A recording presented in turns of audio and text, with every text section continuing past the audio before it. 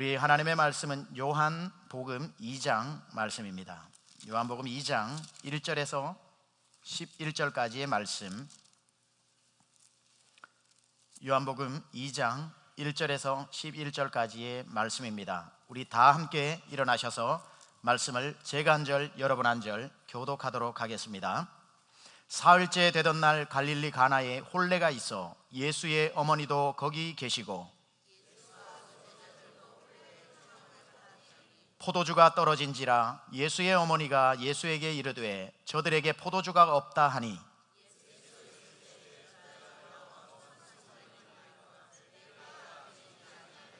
그의 어머니가 하인들에게 이르되 너희에게 무슨 말씀을 하시든지 그대로 하라 하니라.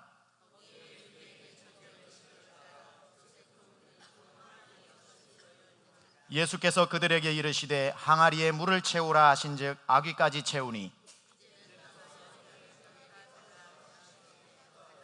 연회장은 물로 된 포도주를 맛보고도 어디서 났는지 알지 못하되 물 떠온 하인들은 알더라. 연회장이 신랑을 불러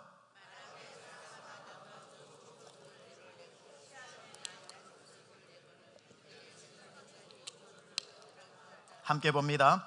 예수께서 이 첫 표적을 갈릴리 가나에서 행하여 그의 영광을 나타내시매 제자들이 그를 믿으니라. 이것은 살아계신 하나님의 말씀입니다. 아멘. 우리 앉으시겠습니다.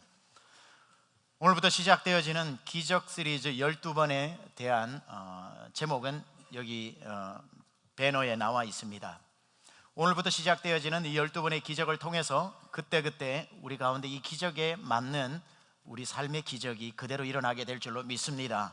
사모하는 마음으로 하나님의 말씀을 받으면 그 말씀은 2000년 전에 한 사건에 대한 기록이 아니라 살아있는 오늘 여러분에게 임하는 말씀 될 줄로 믿습니다. 오늘은 특별히 포도주가 없나이다 라는 제목 가지고 말씀을 전할 때에 여러분의 빈 포도주 잔이 가득 넘치는 그러한 기적이 임하게 될 줄로 믿습니다. 2009년으로 제가 기억을 합니다. 우리가 이곳에서 예배를 드리기 전 바로 마르실레인에서 우리가 예배를 드릴 때 그때 참 교회가 굉장히 급성장을 했습니다. 급성장을 하다 보니까 우리 성도들이 많이 몰려왔는데 우리 교회 안에 여러 퍼실리티라든지 집기 이런 게 많이 부족하던 때였습니다. 성장 숫자에 맞추어서 우리가 준비를 잘 못했던 거죠. 부활절로 기억을 하는데 그날 성찬식이 있었습니다. 여기저기 있는 성찬기를 모아서 성찬식을 했는데 성찬위원들이 먼저 떡을 가지고 나누어서 분병을 했습니다. 떡을 취하고 난 뒤에 다시 성찬위원들이 와서 그 다음에 분잔을 해서 포도주를 이제 나누어 주는 시간이었습니다. 포도주를 이 성찬위원들이 한참 나누고 있는데 그때 성찬 전체 가장 선임으로 계셨던 우리 홍원선 한수 집사님께서 얼굴이 사색이 되셔서 저에게 달려와서 저한테 이렇게 귀속말로 이야기합니다. 목사님, 포도주가 떨어졌습니다. 그 얘기를 듣는데 순간 어디서 많이 듣던 얘기예요. 이거 성경에서 들었던 얘기인데 순간적으로 제가 이걸 어떻게 해석을 해야 될지, 포도주가 떨어진 것보다 더 심각한 문제는 다름 아닌 제가 예수님이 아니라는 겁니다. 야, 집사님 물을 떠오세요 이렇게 말을 할까 아니면 어떻게 할까 순간적으로 생각하다가 제가 그래도 주제 파악은 잘하거든요. 아, 나는 예수님이 아니지 라는 그 생각을 하고 우리 성도님들께 양해를 구하면서 오히려 우리가 교회가 부흥해서 이렇게 됐다 하고 감사함으로 그 성찬식을 마칠 수 있게 되었습니다. 그때만큼 물로 포도주를 만드신 예수님이 부러워 보였던 적이 없습니다. 오늘은 이 12번에 앞으로 시작되어질 기적 시리즈 중에서 첫 번째 기적이 가나의 혼인잔치에서 물로 포도주를 만든 이 사건을 여러분과 함께 설교로 시작하려고 합니다. 그 이유는 다른 데 있는 게 아니라 이게 예수님의 첫 번째 기적이었기 때문입니다. 여러분, 기적을 영어로 미러클이라고 하지만 성경에서는 sign and wonder이라고 이야기도 합니다. 여러분이 앞으로 12번 되어지는 이 기적 중에서, 기적 이야기들 중에서 기적에 초점을 맞추면 안 되고요, 이 기적을 일으키시는 예수님이 누구신가에 대한 초점이 맞추어져야 합니다. 왜냐하면 이 기적은 2000년 전에 일어났던 한 이벤트지만 그 기적을 일으키신 예수님은 오늘도 살아계시기 때문에 그 예수님에게 초점이 맞춰져야 되고요. 이 기적이 사인 앤 원더리라고 했던 건 사인이라는 거죠. 이 기적 자체가 무엇이 있는 게 아니라 이 기적을 일으킨 이유는 이 기적이 사인을 주는 거예요. 누굴 사인을 주냐면, 여러분 휴스턴을 가려면 몇 번 도로를 타고 몇 번 도로를 타고 하는 교통 표지판이 있듯이, 그걸 따라가면 휴스턴에 도착할 수 있듯이, 이 기적은 예수님이 하나님이시다라는 것을 나타내주는 교통 표지판과 같기 때문에 기적 자체를 봐서는 안 되고, 오늘 가나의 혼인잔치를 통해서 물로 포도주가 되었다, 와 물이 포도주가 되었대, 이 사건에 여러분의 관심이 모아지기보다는 이 사건을 통해서 뭘 봐야 되냐면, 창세기 1장에 하나님이 가라사대 말씀으로 천지를 창조하신 것처럼 오늘도 말씀 한마디로 물을 떠서 갖다 주라라는 이 말에 물이 포도주가 되어지는 이 모습 속에서 창조주 하나님이신 예수 그리스도를 볼 줄 알아야, 이게 바로 이 기적이 예수님은 창조주이시다, 예수님은 원래부터 성부 하나님과 함께 하셨고 그분은 하나님이시다라는 것을 나타내주는 바로 교통표지판과 같은 역할을 해주고 있는 겁니다. 그래서 오늘 이 말씀을 쭉 이어가면서 저는 여러분이 다른 게 보이는 게 아니라 우리 예수님이 보여지는 그러한 설교가 되기를 원합니다. 본문의 이야기로 함께 걸어 들어가 보겠습니다. 오늘 본문은 사흘째 되던 날에 라고 시작을 하면서 갈릴리 지역 중에 대표적인 지역이 가버나움, 가나, 나사렛, 빌립보, 가이사랴 빌립보, 이런 대표적인 도시들이 있는데, 오늘 이 이야기는 갈릴리 가버나움에서 약 26km 정도 떨어진, 걸어가면 한 6시간 정도면 당도할 수 있는 가나라고 하는 지역에서 일어났던 한 결혼식에 대한 이야기입니다. 오늘 1절에 보면은 사흘째 되던 날 갈릴리 가나에 혼례가 있어 예수의 어머니도 거기 계시고 라고 시작하는 것으로 봐서, 2절에는 예수님이 제자들과 함께 당도 도착하는 것으로 봐서 예수님의 어머니가 얼마나 일찍 갔는지는 몰라도 예수님과 그의 제자들보다 그 혼례잔치에 일찍 가셨던 것이 분명하고, 그 결혼식장에서 일어나고 있는 문제를 미리 파악하고 계셨던 것은 틀림없는 사실입니다. 그리고 난 뒤에 2절 되었을 때에 예수님께서 이제 도착을 하게 된 거죠. 그런데 1절에 보면은 사흘째 되던 날에 예수님이 그 혼인잔치에 도착했다고 했던 이 사흘째라고 하는 것은 무엇으로부터의 사흘인가에 대한 의견은 또 분분합니다. 이렇게 얘기하는 사람도 있습니다. 1장에 바로 2장이 시작하기 전 앞에 보면 예수님께서 나다나엘이라고 하는 앞으로 12제자 중에 한 사람이 될 나다나엘을 만나는 장면이 나옵니다. 이 나다나엘은 바돌로메라고 이름이 불려지기도 하죠.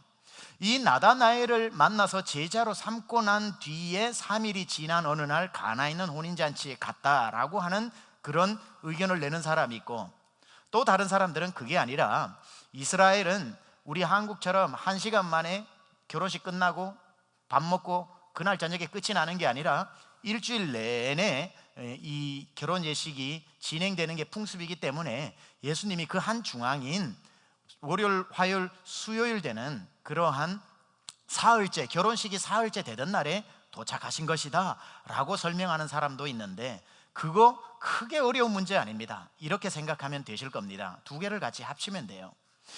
예수님께서 나다나엘을 제자를 삼고 난 뒤에 나랑 어디 좀 가자, 저 가나에 우리 친척 또는 내가 꼭 가봐야 될 결혼식장이 있는데 그곳에 나랑 같이 가자 하고 출발해서 도착한 날이 일주일 결혼 예식 중에 사흘째 되던 날이라고 보면 두 개의 이야기가 정확하게 맞아 떨어지기 때문에 그렇게 보아도 아무런 문제가 없습니다. 자, 결혼식이 일주일 동안 이어진다고 이야기했는데, 결혼식이 일주일 동안 이어지지만 이 당시에 결혼식은 대부분의 사람들은 첫 3일에 다 방문을 하게 됩니다. 그 중에서도 가장 음식이 풍성하게 차려져 있고 음식이 떨어질 리가 없는, 달라는 대로 줄 수 있는 첫째 날에 사람이 가장 많이 몰리는 건 당연한 것이고, 아무리 그래도 사흘째 될 때까지 사람들이 와서 그 잔치상에서 먹고 잔치를 즐깁니다.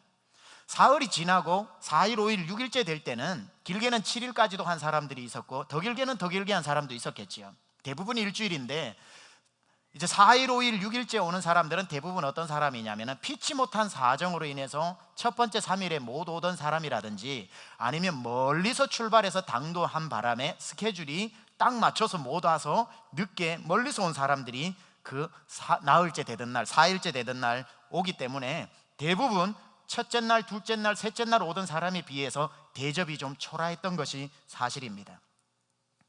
오늘 이 기적은 언제 일어났냐면 바로 그 중앙인 사흘째 되던 날에 이 기적이 시작되는 겁니다. 따라서 오늘 가나의 혼인잔치의 시작은 사흘째 되던 날에 라고 하는 것이 굉장히 중요한 의미를 가지고 있습니다.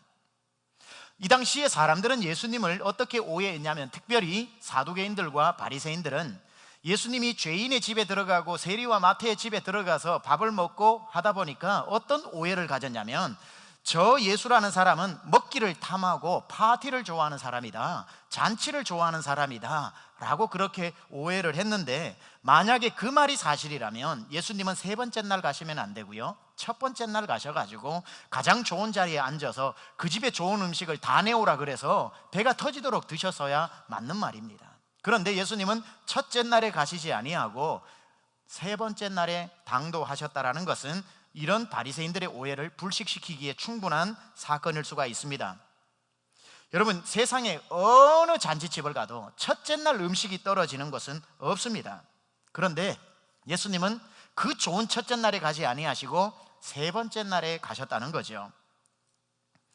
세 번째 날은 결혼을 주최하는 신랑의 집안에 있어서는 제일 중요한 날입니다. 왜냐하면 모든 손님들이 첫 번째, 두 번째, 세 번째 날 오기 때문에 세 번째 날까지 손님을 잘 치르고 나면 네 번째, 다섯 번째, 여섯 번째 날은 나머지 음식을 가지고 어느 정도 다시 플랜 B를 세울 수 있기 때문에, 만약에 그날 저녁에 예상치 못했던 사람이 한 번에 닥쳐오면 음식이 동이 나기도 했고, 적당하게 오면은 나흘째, 다섯 번째 날까지 그 잔치를 이어갈 수 있는 굉장히 중요한 날이었고, 조마조마한 날이 결혼식의 사흘째 되는 날입니다. 그런데 그 밤에 그 주인이 걱정했던 일이 급기야 터지고야 말았던 거죠. 결혼식에서 가장 중요한 포도주가 떨어지고 말았습니다. 왜 떨어졌을까? 아마 예상보다 사람이 많이 몰려든 것 같습니다. 결혼식을 치러야 될 이 주인의 집은 그 순간만큼 큰 위기가 없습니다. 왜냐하면 이 팔레스틴의 문화에 있어서 이 결혼식이라는 것은 그 집안의 전체 자존심이 걸려 있는 거기 때문에, 야, 저 집에 사흘째 포도주가 떨어졌대라는 소문이 가나 지역에 나기 시작하면 얼굴 들고 못 다니는 거죠.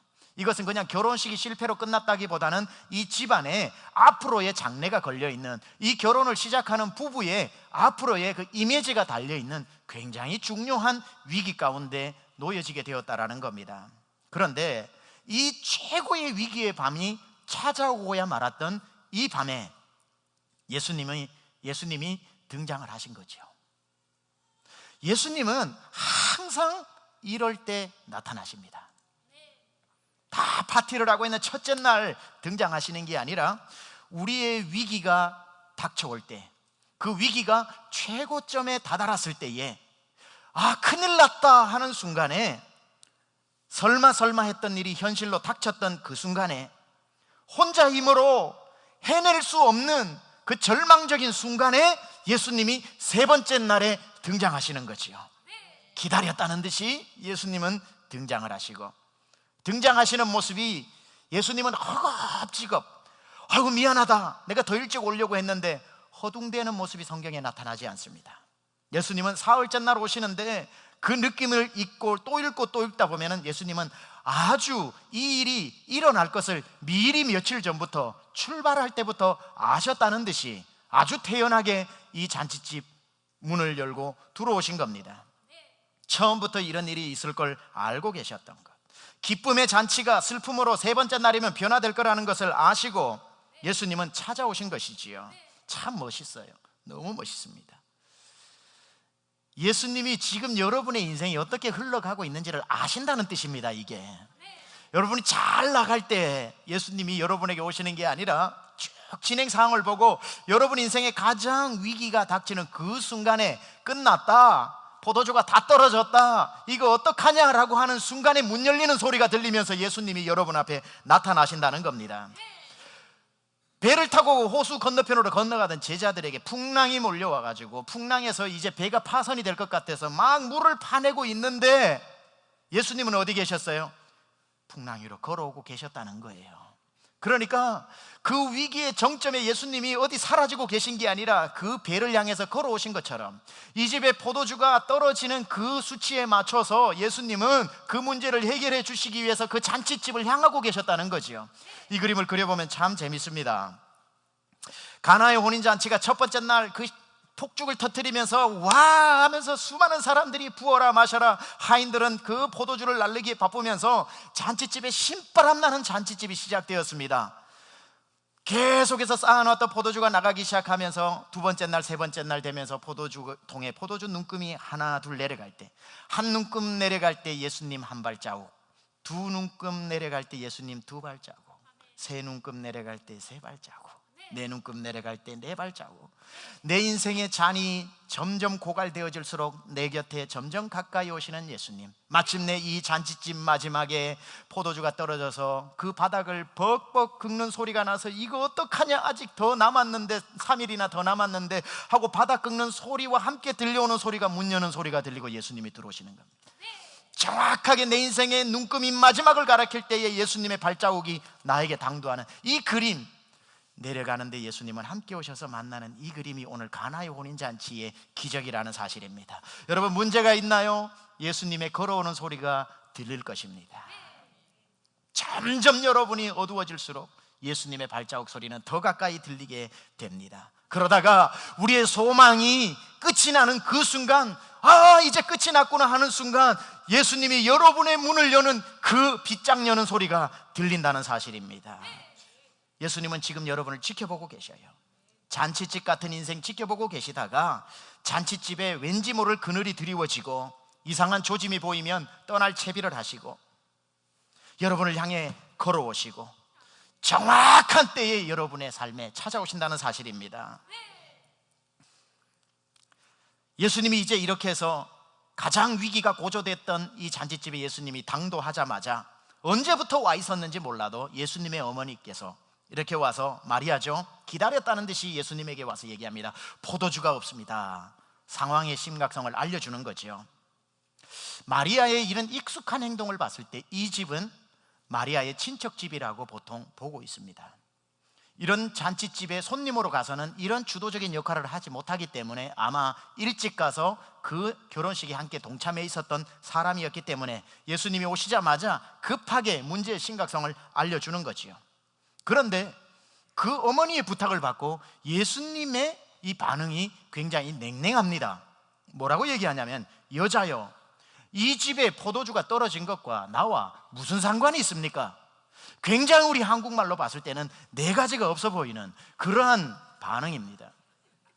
아니 어떻게 어머니에게 여자여라고 이야기합니까? 제가 저희 집에 가서 만약에 여자여, 제가 한국에 왔습니다, 그러면 부지깽이 들고 나오실 거예요. 내가 늘 그렇게 키웠냐고. 어릴 적에 저희 어머니는 항상 부지깽이를 들고 나오셨고 저희 아버지는 지게 짝대기를 들고 나오셔서 저는 아주 그 짝대기에 대한 공포적인 그 포비아가 있습니다. 여자요, 우리 한국적으로 이 문화의 안경을 끼고 이 팔레스틴 문화를 보면 안 되고요. 그 당시에 팔레스틴 문화에서는 어머니를 향해 여자여라고 얘기하는 것은 극존칭에 가까운 말이었기 때문에 아무 문제가 없습니다. 극존칭으로 어머니라고 하는 것 이상의 표현으로, 그런데 포도주가 떨어진 것과 저와 무슨 상관이 있습니까? 이렇게 이야기를 합니다. 언뜻 보기에는 예수님이 뭐라고 말씀하세요? 내 때가 아직 이르지 않았습니다 라고 하는 것처럼 말씀하셔서 이 기적을 일으키고자 하는 의향이 없어 보이십니다. 그리고 마지못해 이 물을 포도주로 바꾸는 것을 어머니의 강청 때문에 타력에 의해서 할 수 없이 기적을 일으켰던 어쩔 수 없는 상황으로 보여지기도 합니다. 그런데 절대로 어머니의 부탁 때문에 안 하려고 했던 기적을 일으키신 것이 아니라는 것을 알아야 됩니다. 왜냐하면 예수님은 단 한 번도 누군가의 강청으로 하지 말아야 할 일을 하신 적은 없습니다. 예수님은 항상 계획하여서 그 일을 하셔야만 하셨을 때에 그 일을 하셨습니다. 때로는 그것이 어쩔 수 없는 강요에 의해서 하는 것처럼 보일 뿐이지 사실은 아니라는 겁니다. 수로보니게 여인이 자기 딸이 죽게 된 것을 가지고 예수님께 와서 우리 딸이 죽게 되었으니 도와주십시오 하니까 예수님 빨리 가자고 가시지 않으셨습니다. 테스트 하셨죠. 나는 이스라엘의 잃어버린 양 외에는 다른 곳으로 보내지 않았다. 주인의 밥상에서 있는 음식을 취하여 개들에게 주는 것이 마땅치 않다라고, 너는 개다라고 이야기를 아주 기분 나쁜 말을 하니까 그 여인이 기분 나빠서 돌아갔습니까? 아니죠. 맞습니다, 옳소이다 주여. 하지만 개들도 주인의 밥상에서 떨어지는 부스러기를 먹지 않습니까? 그 부스러기라도 주시면 내 딸이 낫겠습니다 라는 그 말을 테스트하신 후에 예수님이 그 딸을 고쳐주신 것과 똑같이, 예수님의 기적에는 항상 보면은 어떤 테스트라고 하는 그런 과정들을 거치게 되기 때문에, 오늘 예수님이 내 때가 이르지 않았습니다 라는 것은 정말 때가 이르지 않았다라는 것이 아니라 예수님이 기적을 일으키시는 방식 중에 하나라고 이해하는 것이 맞습니다. 아무 생각 없이 오셨다가 상황이 심각한 걸 어머니로부터 듣고 예정에도 없던 기적을 행하신 것이 아니라, 예수님은 이미 이 잔치집에 벌써부터 관심을 가지고 있었고, 어떤 문제가 닥칠지 아셨고, 그게 언제 일어날지 아셨고, 그 타이밍에 맞추어서 당도하신 것입니다. 사흘째 되던 날에 포도주가 떨어졌습니다. 여러분, 사흘째 되던 날 포도주가 떨어졌다는 것 가지고 우리가 한 가지 또 생각해 볼 수 있는, 유추해 볼 수 있는 중요한 한 가지 사실이 있는데, 이 집이 보기보다 부잣집이 아니라는 거예요. 어떤 분은 이렇게 얘기할지도 모르겠습니다. 이 집이 부잣집 아닙니까? 집에 하인들도 있는데, 이 집은 부잣집이 아닌 것 같습니다. 왜냐하면 웬만해서는 정말 상상을 초월할 정도로 사람이 몰려오지 않고는 일주일 결혼식을 준비했는데 사흘 만에 포도주가 떨어지는 경우는 없습니다. 이 집은 하인도 있고 집도 큰데 그렇게 부자처럼 보일 뿐이지만 그 결혼식에 사흘치 포도주를 겨우 가지고 시작해야 되는 그런 집이었는지도 모르겠습니다. 어떤 사람의 말처럼 이 집에 하인들도 있고 큰 집인데 부자 맞습니다 목사님, 성경에서 얘기하잖아요 라고 이렇게 말하면 그 말이 맞겠지만, 이렇게 말해볼 수 있죠. 하인이 있다고 다 부자는 아니잖아요. 사흘째 되던 날 집에 하인도 있고 집도 큰데 사흘째 포도주밖에 가지고 있지 못하는 부잣집처럼 보이는 그 사람의 심정을 생각해 보셨습니까? 세상에는 가난하게 보이는데 진짜 가난한 사람이 있고, 부자처럼 보이는데 가난한 사람이 있습니다. 아무것도 없는 진짜 가난한 사람이 있는 반면에 차도 좋은 거 타고 다니고 집도 크고, 그런데 그 집에 가보면 통장에 돈이 간당간당해서 한 달 겨우 버티는 사람들, 부잣집처럼 보일 뿐이지 가난한 사람들이 이 잔치집 주인처럼 있더라는 거예요. 미국에서 살다 보면 이런 분들 참 많이 만나게 됩니다. 뭐 한국인들 없겠습니까마는, 밖에서 보면 화려해 보이는데 본인은 하루하루 사는 게 불안해서 못 사는 그러한 사람들이 있습니다. 남들은 속 모르고 와, 저 사람 부자라고 그러는데 당사자는 죽을 것 같은 사람들이 있어요. 잠시 사업을 열어서 막 돈이 막 들어와 가지고 이게 웬일이냐, 이거 집을 큰 걸 사놨는데 이제 이 집을 매달 몰개지를 내려고 하니까 돈이 없어 가지고 이 돈 먹는 공룡이 되어버린 집에서 기쁨 없이 살아가는 사람들이 많습니다. 어떤 사람은 사업을 열었는데 너무 잘 되어가지고 2호점, 3호점, 4호점 열어가지고 와, 저 사람 4호점까지 진짜 부자다 그러는데 생각만큼 돈이 안 들어와서 첫 번째 잘 되던 가게의 돈을 세 군데로 나누어가지고 집에 들고 오는 돈이 하나도 없는 사람이 있습니다. 비즈니스를 해야 되니까, 바이어를 만나야 되니까, 그분들 모시고 다녀야 되니까 분에 넘치는 고급차를 사서 태우고 가야 하니까 할 수 없이 고급차를 사서 타고 다니는 사람도 있습니다. 가만 밖에서 보자면 저 사람은 엄청 큰 집에 살아. 비즈니스도 4개 5개나 돼. 최고급 승용차를 타고 다녀. 진짜 저 사람 진짜 부자다 생각을 하는데, 그 사람 집에 가보면 하루하루 사는 게 전쟁 같고 내일이면 당장 길에 나설 것 같은 불안감에 떠는 그런 부자처럼 보이는 사람이 많다라는 겁니다. 잔치는 버려놓았지만 3일째 되면서 불안해 와서 이 3일째 지나면 이거 포도주 없는데 하는 불안한 마음으로 하인들이 떠다 나누는 포도주를 보면서 가슴 졸이고 있는 이러한 부자들처럼 보이는 사람, 달라스에, 아니 이 자리에도 있을지도 모릅니다. 그런데 그런 조마조마한 인생에, 조마조마한 순간에 예수님이 찾아오셨다는 거죠. 오늘 여러분 그런 삶에 예수님 찾아오실 줄로 믿습니다. 여러분, 예수님이 오늘 결혼식 손님으로 오셨고 와보니까 이미 결혼식에 많이 와 있는 사람들이 있었습니다. 그런데 그 결혼식장에 와 있는 사람들과 예수님과 똑같은 손님이지만 중요한 한 가지 차이가 있습니다. 무슨 차이가 있는 줄 아세요? 예수님 전에 와 있었던 그 이미 와 있는 그 많은 손님들은 얻어 먹으러 왔고 예수님은 먹여주러 오셨다는 거예요. 손님인데 목적이 달라요. 먹으러 온 게 아니라 먹여주러 오신 분이 예수님이시라는 거지요. 그 수많은 사람이 마당에 상을 깔고 먹고 있는데 그 중에 단 한 분 예수님만 그 잔치집에 빈잔을 채워주기 위해 오셨다는 거예요. 나머지는 빈잔을 긁어서 마시기 위해 오신 게 아니라 그 위기 가운데 비어진 잔을 채워주기 위해서 오신 예수님이 오늘 여러분에게 찾아오신 그 예수님이라는 겁니다. 모든 사람은 어디에 관심이 있냐면 저 사람의 두툼한 지갑에 관심이 있다면 예수님은 여러분의 비어져 가는 그 지갑에 관심이 있는 거지요.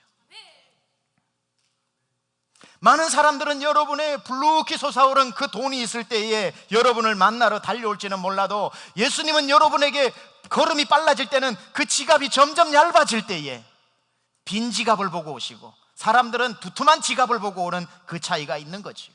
사람들은 먹으러 온다면 예수님은 먹이러 오시는 분이라는 겁니다. 세상의 모든 사람들은 가득 차 있는 잔을 든 사람을 친구로 삼으려고 그 사람 주위에 모여들지만 빈잔을 들고 있는 사람은 오다가도 돌아가지만 예수님은 빈잔을 들고 어찌해야 될지 모르는 인생 가운데 찾아온다는 겁니다. 여러분의 마음이 비어 있습니까? 공허합니까? 여러분 그 잔을 주님께 올려드리시기 바랍니다. 오 주님 채우소서. 나의 잔을 높이 듭니다. 하늘 양식 내게 채워주소서. 넘치도록 채워주소서. 여러분의 빈잔을 드시라고요. 하나님 채워주십시오. 예수님은 그러기 위해 오셨다는 거예요. 대단한 줄 알고 사람들은 왔다가 비었네 하고 오다가 가버리지만 예수님은 비어있는 사람에게 오시는 거예요. 나도 힘들어 죽겠는데 힘들다 하는 사람 만나고 싶어요, 여러분? 나도 죽겠는데 전화하면 아이고 더 힘들어 더 앓는 소리 하면 한 번은 전화할지 몰라도 두 번 전화 안 하죠. 그러나 예수님은 누구를 찾고 계시냐면 수고하고 무거운 짐진 자들아 내가 찾고 있다. 다 내게로 오라. 목마른 자는 복이 있나니 애통하는 자는 복이 있나니 목이 마른 사람은 배가 고픈 사람은 복이 있나니 나는 그들의 친구로라. 다 내게로 오라는 거예요. 예수님은 우리의 인생에 가장 위기의 순간에 우리의 잔을 가득 채우던 그게 다 말라버리는 그 순간에 오히려 우리를 찾아오신다는 사실입니다. 사랑하는 여러분, 인생이 기쁨으로 시작했다가 여러분의 잔치집 같았던 그 집이 갑자기 슬픔의 초상집같이 바뀌어 갈 때 여러분 마당을 열고 들어오시는 예수님을 여러분 삶의 가장 좋은 자리에 모시기 바랍니다. 가장 상석에 앉혀놓으시고 그렇게 모시면 초상집처럼 변할 것 같았던 그 잔치집이 계속 축제로 이어질 것입니다. 요한계시록 3장 20절에 예수님 말씀하셨죠. 볼지어다 내가 문 밖에 서서 두드리노니 누구든지 내 음성을 듣고 문을 열면 내가 그에게로 들어가 그는 나로 더불어 먹고 나는 그로 더불어 먹고 그는 나로 더불어 먹으리라. 예수님이 우리의 인생의 잔치집에 찾아오셔가 문을 두드리면서 문 열어라 내가 들어가겠다. 들어가면 어떤 일이 일어나냐면 예수님 먹으러 오시는 것 같지요. 누구든지 내 음성을 듣고 문을 열면 내가 그에게로 들어가 내가 그로 더불어 먹고 예수님이 우리 걸 먹으신대요. 아이고 없는데 예수님 오셔 먹어버리시면 어떡하냐. 걱정하지 마세요. 그 다음이 중요해요. 그는 나로 더불어 먹으리라. 예수님이 우리 안에 들어오시면 예수님의 풍성한 것을 우리가 나누어 먹을 수 있다는 거예요. 우리의 빈잔을 채우시기 위해서 예수님을 여러분 인생에 모셔드리시기 바랍니다. 예수님은 어머니의 부탁을 듣고는 하인에게 그대로 지시를 내리십니다. 이제부터 어머니가 주체가 아니라 예수님이 이 문제를 직접 해결하시는 주인공이 되시지요. 여기 정결 예식에 사용하는 6통에 물을 아기까지 넘치게 채워라 예수님 말씀하십니다.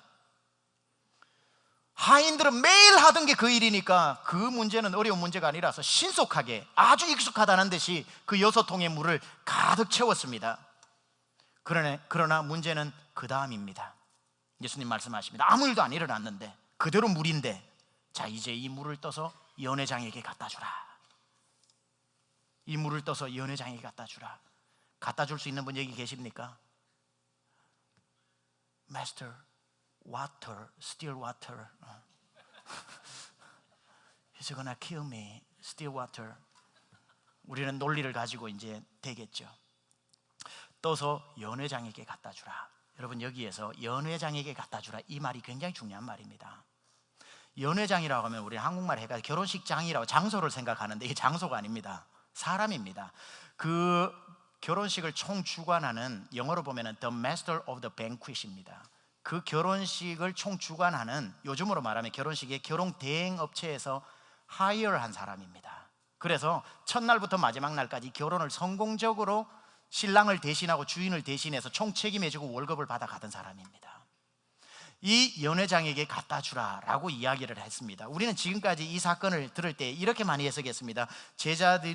하인들이 이 물로 포도주가 된 걸 떠서 저 상에 앉아서 부어라 마셔라 하는 사람들에게 갖다 주었더니 그 사람들이 먹고는 와, 이 집 포도주 되게 맛있네, 이렇게 생각했다고 생각했는데 성경 어디에도 다이렉트리 그 상으로 갔다는 말이 없습니다.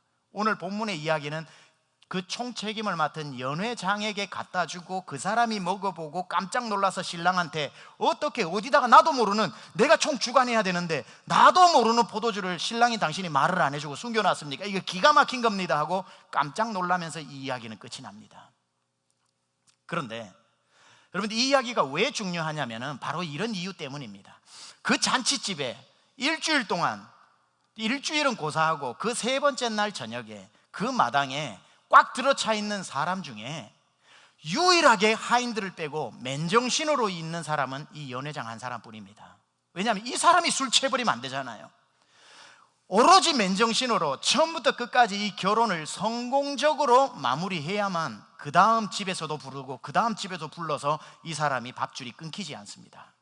그래서 이 사람은 가장 논리적인 사람이고 가장 맨정신인 사람이고 가장 이성적인 사람이었는데, 이 사람에게 갖다 줘서 가장 맨정신인 사람이 먹어보고 이건 진짜 포도주다라고 말함으로 말미암아 이 기적은 술 취한 사람들이 먹고 그거 어제 그건 물이 아니라 포도주여서 아 그랬나 하고 술 취한 사람들끼리 흘러나오는 민담과 설화의 전설 따라 삼천리에 지어낸 이야기가 아니라 가장 이성적인 사람이 판단하고 이건 포도주라고 말해줬던 사실적인 기록이라는 것을 나타내기 위해서 연회장이라고 하는 사람을 등장시킨 겁니다. 따라서 이 가나의 혼인잔치는 술 취한 몇 명의 사람들이 술인지 물인지 분간 못해서 그 다음날 야 맛있더라라고 했던 그런 어처구니 없는 지어낸 이야기가 아니라 가장 거기에서 이성적으로, 그걸 보세요. 그 사람이 3일째 되던 날 도저히 응급적으로 안 돼서 응급처치로 물에 포도주를 타서 줬더라. 그래서 이게 발각되는 날 이 사람은 앞으로 가나 지역, 가브나움 지역에서 그 누구도 이 사기꾼을 부르지 않을 겁니다. 그래서 가장 정확하게 이걸 판단해야 하는 그 사람이 이건 진짜다라고 이야기했던 이 이야기는 그 가나에서 일어난 사실적인 이야기라는 겁니다. 여기에 중요한 포인트가 있습니다. 그 기적은 지어낸 이야기가 아니라 사실 가나에서 2000년 전에 일어났던 이야기이면서, 제가 오늘 처음에 말씀드렸다시피 그 기적 자체가 중요한 게 아니라 그 기적의 주인공 되신 예수님이 오늘 우리 가운데 살아계신 예수님이시고, 이 기적은 오늘 우리의 삶에서도 일어난다라는 겁니다. 예수님이 그 기적을 일으키시는 주인공이시기 때문에, 그리고 그건 지어낸 얘기가 아니라 사실이기 때문에 여러분의 인생이 지금 축제 인생에서 초상집 인생으로 바뀐다고 할지라도 오늘 예수님을 의지한다면 여러분의 인생은 다시 축제 인생으로 바뀔 수 있다는 사실입니다. 그 예수님이 오늘 잔치집 같은 여러분의 인생을 보고 계신다는 거예요. 예상치 못했던 어두운 그림자가 여러분에게 드리워지는 것을 보고 걸어오고 계신다는 겁니다. 예수님이 여러분의 인생의 마당을 디디는 순간 문제는 해결되는 겁니다. 그 순간 다시 슬픔으로 갈 뻔했던 것이 기쁨으로 다시 회복되어지고, 초상집이 다시 잔치집으로 회복되어지고, 물이 변하여 포도주가 되어지는, 우리의 빈잔이 채워지는 역사는 예수님이 여러분의 인생에 올 때에 오늘 이 기적이 여러분의 삶 가운데 일어나기를 축원합니다. 제가 이 설교를 준비하다가 성경에 물이 포도주가 된 사건이 요한복음 2장에 나오는 한 번의 사건이 아니라는 것을 알게 되었습니다. 여러분, 성경에 물이 포도주가 된 사건이 3번 나오더라고요. 모르셨죠? 몰라야 정상입니다. 제가 찾았기 때문에. 어디에 나올까요? 첫 번째 물이 포도주가 된 사건은 오늘 가나라고 하는 동네에서 일어났습니다. 두 번째 물이 포도주가 된 사건은 겟세마네 동산에서 일어났습니다. 겟세마네 동산에서 어떻게 물이 포도주가 되었는가? 누가복음 22장 44절에 보면 이런 구절이 나옵니다. 예수께서 힘쓰고 애써 더욱 간절히 기도하시니 땀이 땅에 떨어지니 핏방울같이 되더라. 저는 이것을 물이 변하여 포도주가 된 두 번째 사건이라고 감히 해석해 봅니다. 물이었던 땀이 우리를 구원하기 위해서 간절하게 기도하심으로 말미암아 그게 포도주로 상징되어지는 예수님의 피로 변화되어진 이 사건이 두 번째 물이 변하여 포도주가 된 사건입니다. 가나의 혼인잔치에 물을 포도주로 바꾸어 주시는 것이 성에 차지 않으셨는지 예수님 자신이 물이 포도주가 되어지는 그 주인공이 되어버리셔서 가나의 혼인잔치가 아니라 겟세마네 동산에서 예수님 당신이 물이 핏방울이 되는 보혈로 우리를 살려주신 기적적인 일이 일어났다는 겁니다. 가나의 혼인잔치에서 물이 포도주가 됨으로 잔치집이 풍성했다면 예수님 당신이 땀을 흘려 핏방울 될 때까지 자기의 온 몸과 예수님이 죽으실 때에 물과 피를 쏟으셨던 것, 예수님 당신의 이 육신의 물의 몸을 피로 바꾸어 가나의 혼인잔치집이 축제 인생 되었던 것처럼 우리 인생이 변화되어진 겁니다. 세 번째 물이 변하여 포도주가 된 사건이 바로 우리에게서 일어났습니다. 성경에서 요한복음 3장에 보면 우리가 물과 성령으로 나지 아니하면 이런 말이 있습니다. 첫 번째 태어나는 것을 물로 태어난다고 성경은 표현하고, 두 번째 성령으로 태어나는, 예수 믿고 거듭나는 것을 성령으로 태어나고 예수의 보혈로 태어난다고 이야기합니다.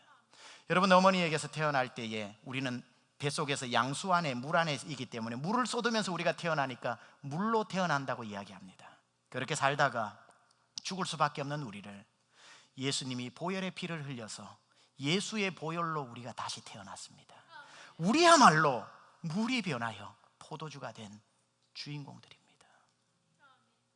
제 자신이, 최병락 이 자신이 걸어다니는 기적입니다.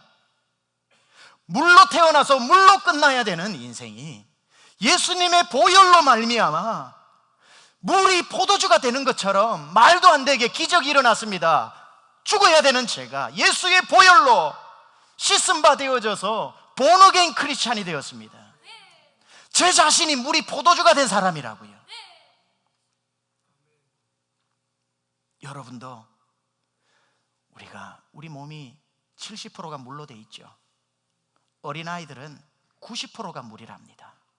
그래서 아무것도 모르고 우리가 쓰는 말이 있습니다. 니 내 물로 보이나? 이런 말을 써요. 물 맞거든요, 진짜로.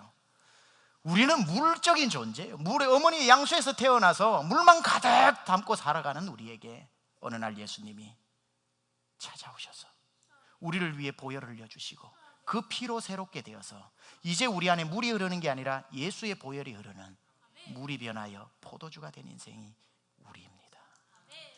사랑하는 여러분, 축제 같은 삶의 위기가 닥쳐왔습니까? 귀를 여시고 여러분에게 걸어오고 계시는 예수님의 발걸음을 들으시기 바랍니다. 우리 삶에 물이 변하여 포도주 되는 그 역사를 일으켜 주시다 못해 당신 자신이 물이 변하여 포도주 피를 흘려주신 그분이 되셨고, 그분으로 말미암아 이제는 우리가 물이 변하여 포도주 되는 기적의 주인공이 되었습니다. 오늘 제가 여러분에게 기도해 드리기를 원하는데 우리 한번 기도합시다. 특별히 기적 시리즈마다 제가 그 대상자들을 위해서 기도하도록 하겠습니다. 오늘은 특별히 여러분의 빈잔을 예수님 앞에 높이 드시기 바랍니다. 빈잔이 채워지는 역사가 일어날 텐데 눈을 감으시고 머리를 숙이시고, 오늘 혹시 이 중에 잔치집에 포도주가 떨어진 것처럼 경제적인 고난을 당하고 있는 사람이 있습니까? 경제적인 고난. 하나님, 제가 다 비워버렸습니다. 긁어도 이제 나올 게 없습니다. 밖에서는 화려해 보이나 아무것도 없습니다. 하나님, 나의 빈잔을 주님 앞에 올려드립니다. 경제적인 고난을 당하고 있는 사람 손을 한번 들어주시기 바랍니다. 그분을 위해서 기도하겠습니다. 하나님 아버지, 하나님 앞에 오늘 손을 들며 빈잔을 올립니다. 우리 사랑하는 우리 모든 성도들의 오늘 손을 들고 하나님 채워달라고 경제적인 어려움 가운데 하나님 앞에 기도하는 성도들의 그 빈잔을 채워 주시옵소서. 물이 변하여 포도주 되는 역사가 일어나기 원합니다. 하나님, 하나님께서 오늘 이 시간 이 말씀을 듣고 손을 든 가정마다 하나님의 채우시는 역사가 기적으로 일어나기를 원합니다. 가정마다 하나님 그 슬픔이 변하여 기쁨 되게 하여 주시고, 하나님 아버지 어둠이 드리워진 그 집에 하나님 아버지 계속해서 축제가 이어지게 하여 주시고, 오 주님, 나의 잔을 높이 듭니다. 하나님 채워달라고 하나님 앞에 두 손 든 이 성도들 하나님 채워 주시옵소서. 여러분을 위해서 기도하겠습니다. 오늘 모두를 위해서 우리 함께 기도합시다. 하나님 아버지, 제가 오늘 비록 손은 들지 못했지만 하나님 아버지, 저에게 하나님 영적인 공허함이 있습니다. 하나님이 오늘 채워주셔야 할, 하나님 반드시 해결받아야 할 하나님 기도가 있습니다. 하나님, 저의 빈잔을 높이 듭니다. 저의 공허한 마음, 저의 하나님 아버지 위태로움, 하나님 저의 비어버린 모든 것들, 비어버린 하나님 저의 믿음들에 하나님 오늘 채워지는 역사가 있게 하여 주옵소서. 우리 한번 기도하겠습니다. 하나님 아버지, 하나님 앞에 기도합니다. 아버지 하나님, 주님이 아니고는 하나님 아버지 채울 수 없는 이 공허함 가운데 하나님 아버지 주님 앞에 기도하는 심령마다 이 시간에 채워지는 역사가 있게 하여 주옵소서. 하나님 아버지, 비어진 아버지를 이곳에 하나님 아버지 오늘 예수 그리스도의 보혈로 우리 변하여 포도주가 되듯이 제 인생이 하나님 아버지 그런 변화의 역사가 일어나게 하여 주시고, 예수의 보혈이 제 안에 흘러넘치게 하여 주옵소서. 예수님의 보혈이 흘러넘치게 하여 주옵소서. 예수님의 보혈이 흘러넘치기를 원합니다. 난 주 보혈 안에 있네. 난 원수의 어떠한 공격에도 더 이상 넘어지지 않네. 우리 다 함께 일어나셔서 유월절 어린 양의 피로 찬양합니다. 유월절 어린 양의 피로 나의 예수 그리스도의 보혈이 여러분에게 흘러 들어와서 우리 포도주 되는 역사가 여러분 안에 있기를 원합니다.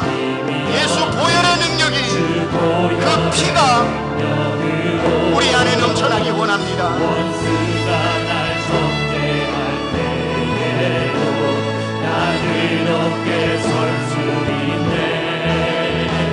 난 더 이상 정죄함 없네. 난 주 보혈 아래 있네. 아멘. 난 주 보혈 아래 있네. 난 주 보혈 아래 있네. 그 피로 내 죄 사했네. 하나님의 그늘 날 거룩해 하시옵네. 난 주 보혈 아래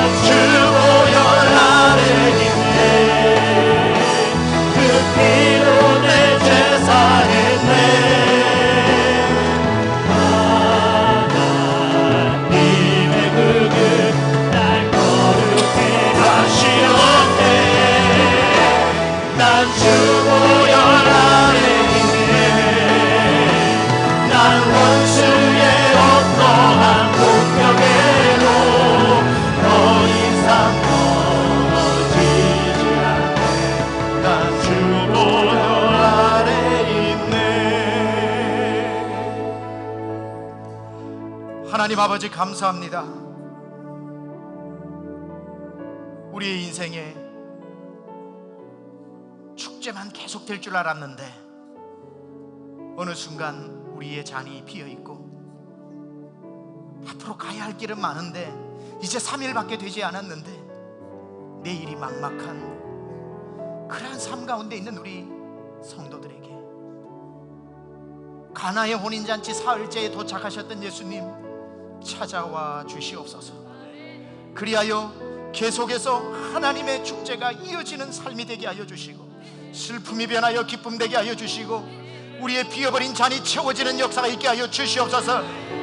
하나님 아버지, 죽을 수밖에 없는 우리 인생 가운데서 예수님 자신이 물이 변하여 포도주 되어 주셔서 그 피로 인하여 우리가 살았고, 하나님 아버지, 물로 태어나 물로 죽을 수밖에 없는 우리 인생이 예수 보혈로 우리가 포도주 된 기적의 주인공이 되었음을 하나님 감사합니다. 이제 우리를 향해 흘러 들어오는 예수의 주 보혈 아래에 우리가 살아가게 하여 주시고 그 피로 내 죄가 씻어졌고 원수의 어떠한 공격에도 우리는 이길 줄로 믿사오며, 하나님 아버지, 2000년 전의 기적이 아니라 오늘 우리의 삶에 물이 변하여 포도주가 되어지는 그 기적이 우리 성도들의 각 삶과 각 삶의 현장에서 일어나게 하여 주시옵소서. 물이 변하여 포도주가 될지어다. 예수의 보혈의 능력이 우리 가운데 넘치기를 원하나이다. 하나님 아버지, 그 역사가 하나님 이번 일주일 동안 하나님 각 아버지 하늘 가정과 기업 가운데 넘치기를 원합니다. 이제는 우리 주 예수 그리스도의 은혜와 하나님 아버지의 놀라우신 사랑하심과 성령님의 감화감동 내주교통 역사하심이 오늘도 여전히 물이 변하여 포도주 되는 역사의 한가운데 서 있는 우리가 예수 보혈의 능력 아래 살아가면서 우리 안에 그 보혈이 계속 흘러넘쳐 포도주 같은 축제 인생으로 살아가기로 결단하고 다짐하고 은혜 받고 돌아가는 사랑하는 심령들 머리머리 위에, 그 기업 위에, 주신 직분 위에 지금부터 영원토록 함께 하옵시기를 간절히 축원하옵나이다. 아멘.